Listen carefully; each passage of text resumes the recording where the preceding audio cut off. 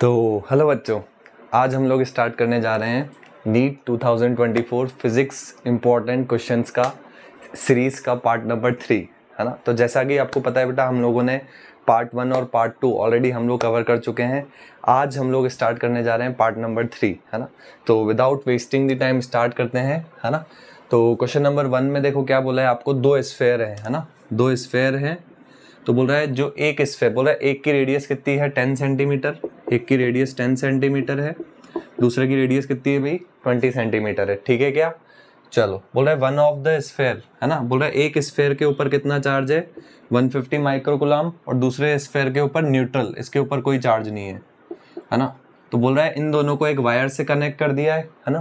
क्या बोला है, connected by a wire, then there common potential will be. तो कॉमन पोटेंशियल का फॉर्मूला क्या होता है आपका, C1V1 plus C2V2 upon C1 plus C2, ठीक है। तो C का फॉर्मूला क्या होता है अपना 4 pi epsilon not into R, 4 pi epsilon not R. अच्छा, C1V1 प्लस C2V2 क्या हुआ आपका टोटल चार्ज, और टोटल चार्ज आपको कितना दे रखा है 150 माइक्रोकूलम, है ना। तो माइक्रोकूलम, माइक्रो मतलब 10 पावर -6। अच्छा, C1 क्या होगा भाई, C क्या होता है 4 पाई एप्सिलॉन नॉट आर। तो अगर मैं इस स्फेयर की रेडियस R1 मानूं, इसकी रेडियस R2 मानूं, तो C1 कितना होगा 4 pi epsilon not R1, C2 कितना होगा 4 पाई एप्सिलॉन नॉट R2। तो 4 पाई एप्सिलॉन नॉट कॉमन आ जाएगा, है ना। अंदर क्या बचेगा R1 प्लस R2। R1 मतलब इसकी रेडियस 10 सेंटीमीटर, R2 मतलब इसकी रेडियस 20 सेंटीमीटर। अच्छा, बट रेडियस जो है आपका किस में है, सेंटीमीटर में, उसको मीटर में बदलना है तो आपको क्या करना पड़ेगा 10 पावर सेंटीमीटर को मीटर में बदलना है ना। तो 1 metre is equals to 100 centimetre होता है, तो 100 से डिवाइड करना पड़ेगा, है ना। 100 से डिवाइड या 10 पावर -2 से मल्टीप्लाई, एक ही बात है ना। तो ये आपका कॉमन पोटेंशियल आएगा। तो इसको सॉल्व करना है हमको, देखते हैं क्या आता है ना। इसको सॉल्व करते हैं हम लोग, क्या आता है। चलो, तो कितना आ रहा है 150। अच्छा, 1/4, यहाँ पे ऊपर कुछ नहीं है तो 1, है ना। तो 1/4 पाई एप्सिलॉन नॉट, है ना। 1/4 पाई एप्सिलॉन नॉट कितना होता है अपना 9 इंटू 10 पावर 9 होता है, ठीक है। और 150 इंटू, है ना, 10 पावर -6। देखो 10 पावर -2 ऊपर जाएगा तो 10 पावर +2 हो जाएगा, तो -6 + 2 कितना हो जाएगा आपका -4 हो जाएगी पावर, अपॉन कितना हो जाएगा 30 हो जाएगा ये। चलो, तो एक जीरो से एक जीरो कैंसिल हो जाएगा आपका, 3 5 जा 35, 9 इंटू 5 45, और 10 की पावर 9 और 10 की पावर -4, तो बेस सेम होता है तो पावर ऐड होती है, तो 9 - 4 कितना 5। तो ठीक है, तो कौन सा ऑप्शन आ जाएगा। अच्छा, मैं इसको ऐसे भी लिख सकता हूँ, एक 10 से मल्टीप्लाई कर दिया, 10 से डिवाइड कर दिया ऑप्शन के हिसाब से, तो 45/10 कितना हुआ 4.5, और 10 पावर 5 को 10 से इंटू करोगे तो 10 पावर 6, तो 4.5 इंटू 10 पावर 6 कौन सा ऑप्शन है आपका, सेकंड ऑप्शन। तो सेकंड ऑप्शन जो होगा that will be the correct answer. समझ में आ रहा है क्या। चलो जल्दी से एक बार स्क्रीन पॉज करके इसको नोट कर लो, देन हम लोग आगे प्रोसीड करते हैं।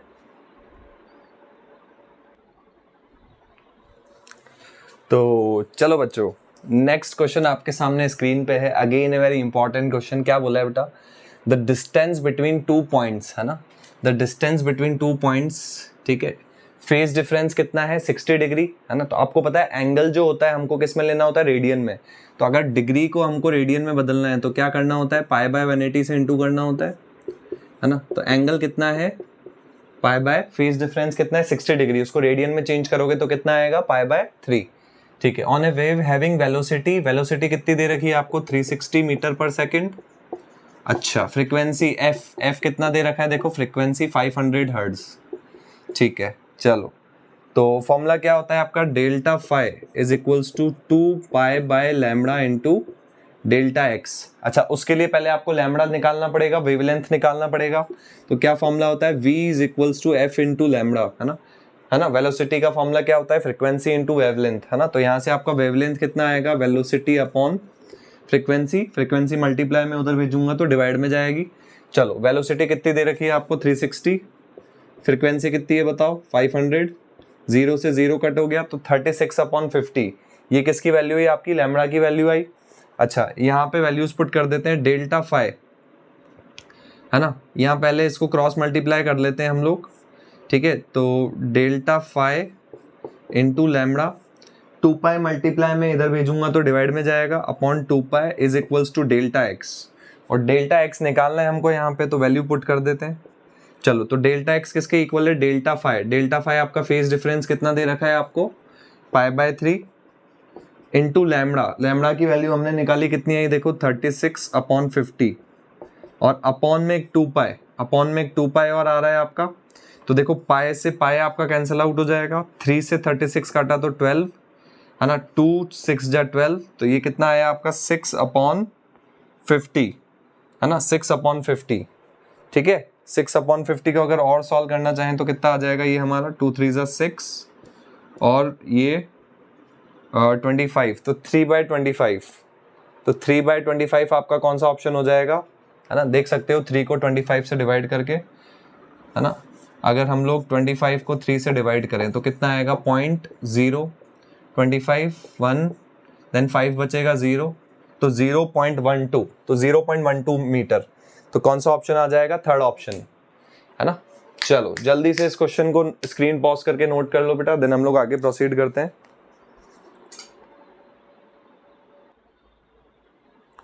चलो बच्चों, again a very important question बेटा, है ना। चलो क्या बोला है इस क्वेश्चन में, देखो 4 डिफरेंट पॉजिटिव पॉइंट चार्ज, है ना, 4 डिफरेंट पॉजिटिव पॉइंट चार्ज है, एक स्क्वायर पे रखे हुए हैं, ठीक है। चलो क्या क्या दे रखे हैं चार्ज अपन को, Q, है ना, और -2Q, ठीक है, और क्या दे रखा है, -5Q और 4Q, ठीक है। Are placed at the vertex of a square of side a, the electric field at the centre. Centre पे आपको क्या निकालनी है, इलेक्ट्रिक फील्ड निकालनी है। तो देखो ये पॉजिटिव चार्ज है तो ये क्या करेगा, रिपेल करेगा, तो इसका फील्ड इधर आएगा। नेगेटिव चार्ज है यहाँ पे, तो ये इसी की तरफ, नेगेटिव चार्ज की तरफ ही होता है फील्ड, है ना, तो इसका फील्ड भी इधर होगा, ठीक है। तो फील्ड, इलेक्ट्रिक फील्ड का फॉर्मूला आपका क्या होता है, KQ/R², KQ/R²। तो लेट सपोज ये जो Q चार्ज है ना, इस Q चार्ज की वजह से जो इलेक्ट्रिक फील्ड है वो उसको मैं E मान लेता हूँ, ठीक है। तो -5Q की वजह से फील्ड कितना होगा, तो देखो डिस्टेंस तो सेम है, सेंटर से इसकी डिस्टेंस और इसकी डिस्टेंस क्या है, सेम है। तो अगर इसका फील्ड E है तो 5Q का फील्ड क्या होगा, इलेक्ट्रिक फील्ड 5E होगा, ठीक है। चलो अब 4Q क्या करेगा, 4Q भी पॉजिटिव है तो पॉजिटिव, है ना, इस साइड पॉजिटिव से दूर की तरफ होता है इलेक्ट्रिक फील्ड और नेगेटिव की तरफ होता है इलेक्ट्रिक फील्ड, है ना। तो 2Q की वजह से कितना होगा इलेक्ट्रिक फील्ड, 2E, और 4Q की वजह से क्या होगा, 4E, है ना। तो अगर मैं नेट इलेक्ट्रिक फील्ड देखूं तो देखो ये सेंटर है अपना, तो देखो 4E + 2E, 4E + 2E कितना हो गया, 6E। अच्छा इस डायरेक्शन में 5E + E, ये भी कितना हो गया, 6E, है ना।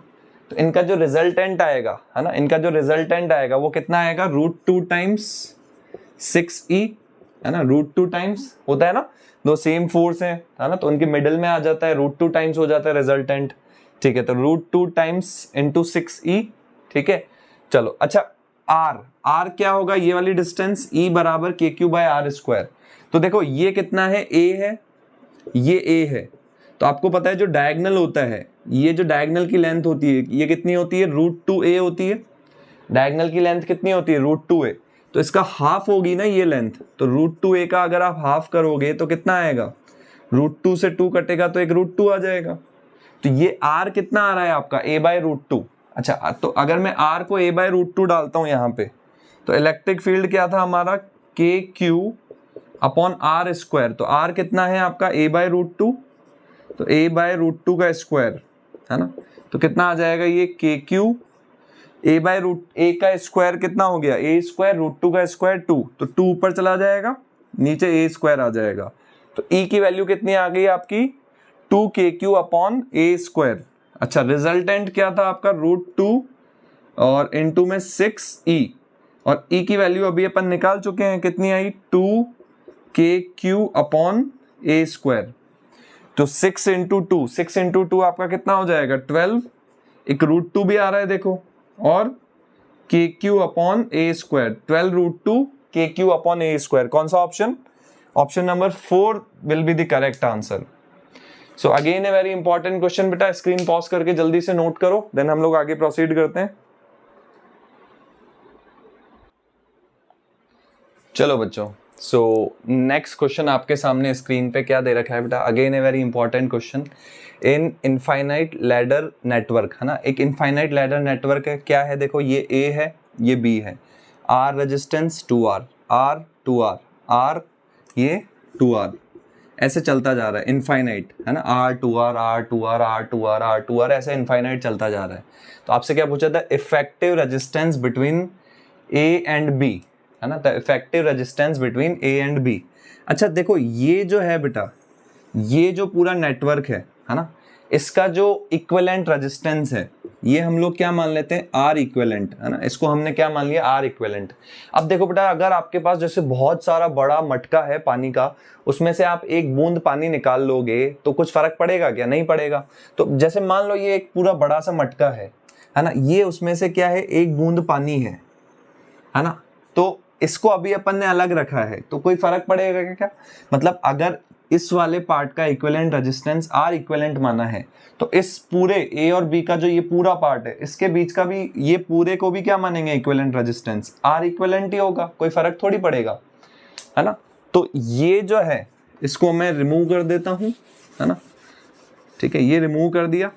अब जो बचा पार्ट, है ना, ये जो सब पूरा था, पूरा मटका था, इसका जो पानी था पूरा, उसको मैंने क्या बोल दिया, आर इक्विवेलेंट बोल दिया, ठीक है। अब भाई पूरे बड़े मटके में से 2 बूंद पानी निकालोगे तो कोई फर्क पड़ेगा क्या, नहीं पड़ेगा। तो अभी भी ए और बी का इक्विवेलेंट रेजिस्टेंस क्या रहेगा, आर इक्विवेलेंट ही रहेगा। तो ए और बी का इक्विवेलेंट रेजिस्टेंस कितना है, आर इक्विवेलेंट। अच्छा वो किसके इक्वल होगा, देखो ये दोनों पैरेलल में है, तो इसका इक्विवेलेंट क्या होगा, पैरेलल में क्या होता है, R1 R2 upon R1 plus R2। तो R1 कितना है 2R, R2 कितना है R इक्विवेलेंट अपॉन R1 कितना है 2R प्लस R2 कितना है R इक्विवेलेंट, ठीक है।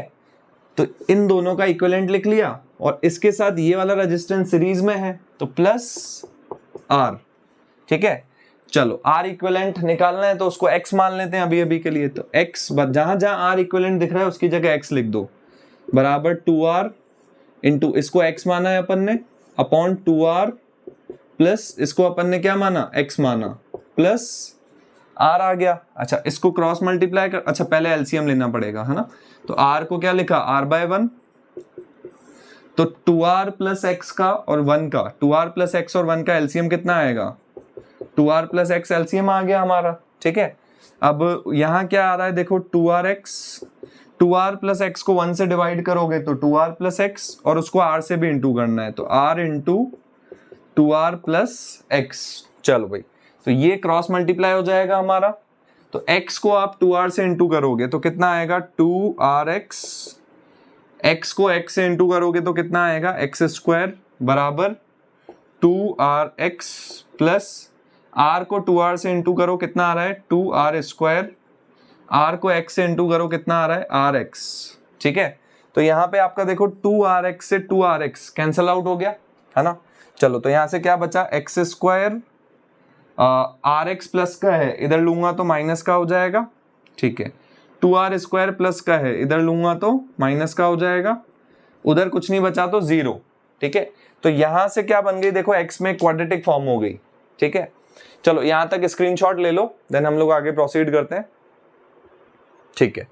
अब देखो आगे कैसे सॉल्व करेंगे बेटा हम लोग, ठीक है, आगे कैसे सॉल्व कर सकते हैं। तो क्वाड्रेटिक क्या आ गई, X square minus RX minus 2R square is equals to 0।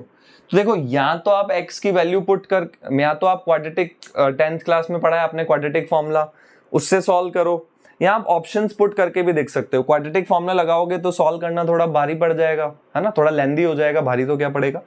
तो आप वैल्यू डाल के देख सकते हो, है ना, जैसे X की वैल्यू R डाल के देखी अपन ने, है ना, जैसे सेकेंड ऑप्शन क्या है R, तो X की जगह R डालो तो R स्क्वायर, यहाँ X की जगह R डालोगे तो R into R square minus 2R square बराबर 0।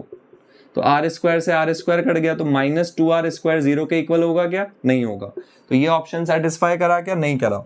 अच्छा, थर्ड ऑप्शन क्या दे रखा है 2r, तो x की जगह 2r डाल के देखो यहाँ पे, तो 2r का square 4r square minus r, और x की जगह 2r डालना है तो r into 2r square minus 2r square.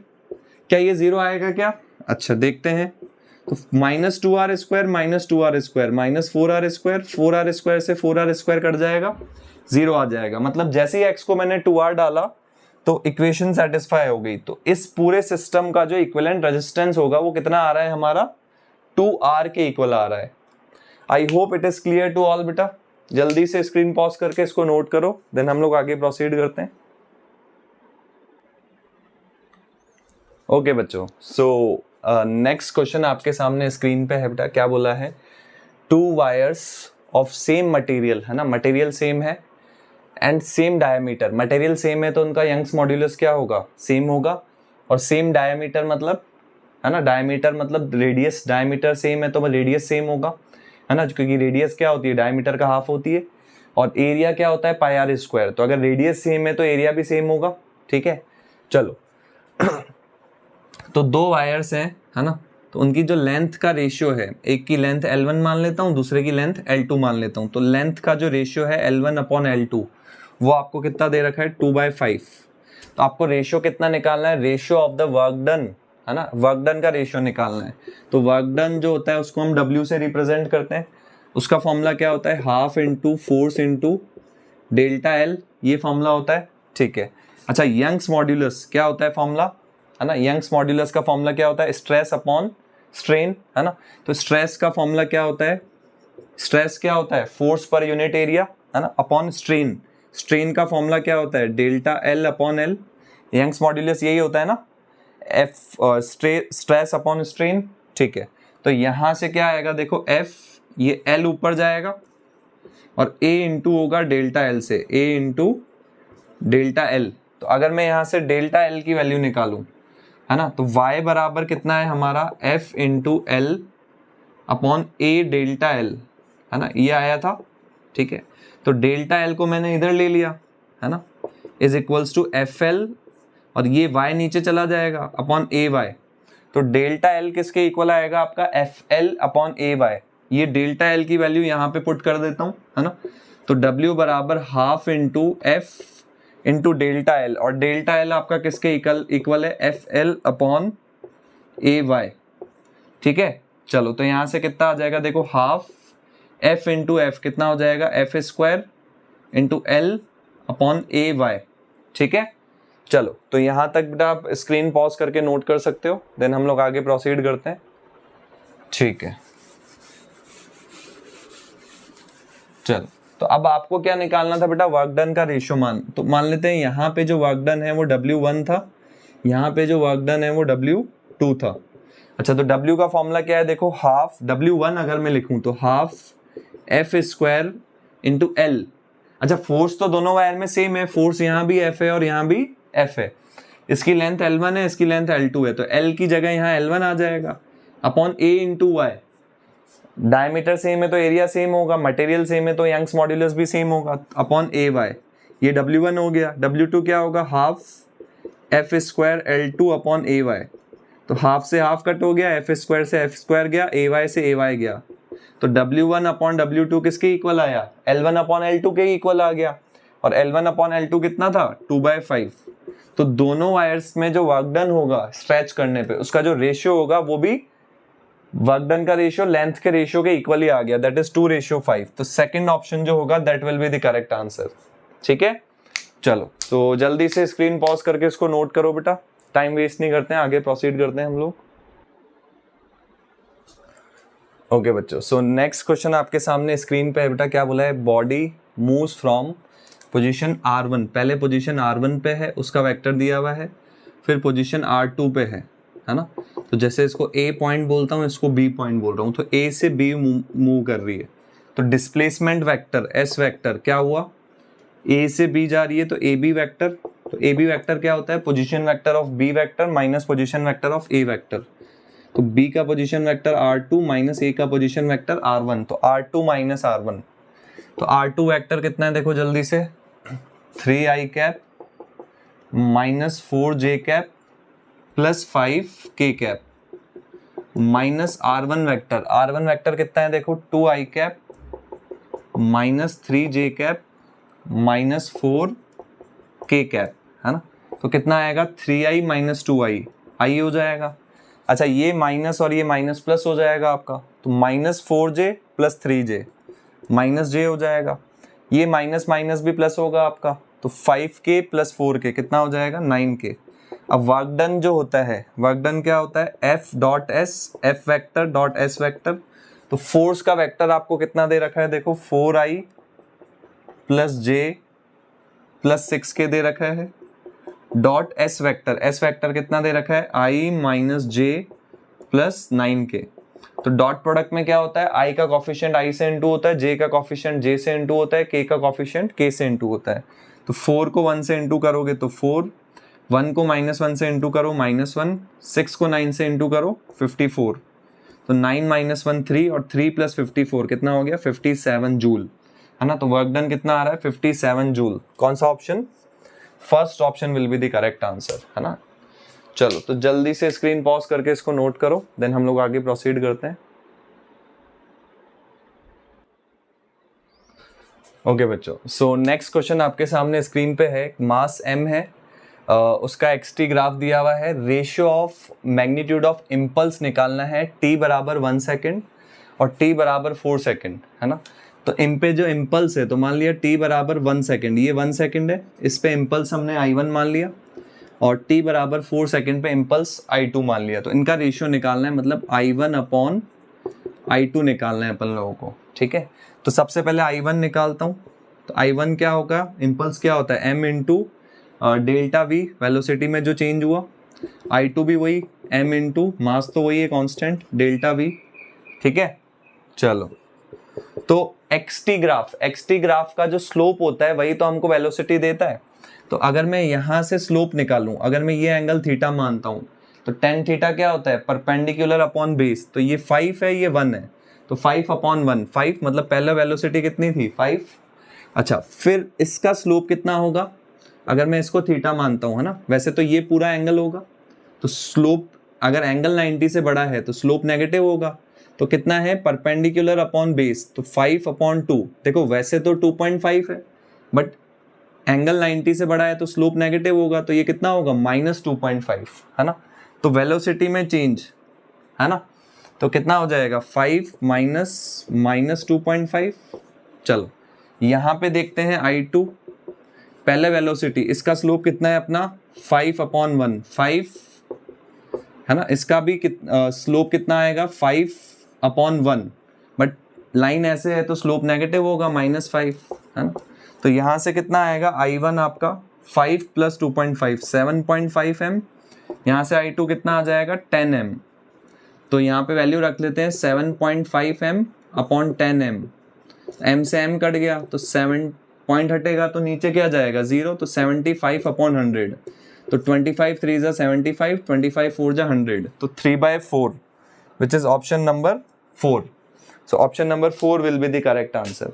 Okay चलो, सो ये पार्ट नंबर 3 था बेटा। नेक्स्ट हम लोग मिलते हैं पार्ट नंबर 4 में, तब तक आप एग्जाम के लिए अच्छे से प्रिपरेशन करो।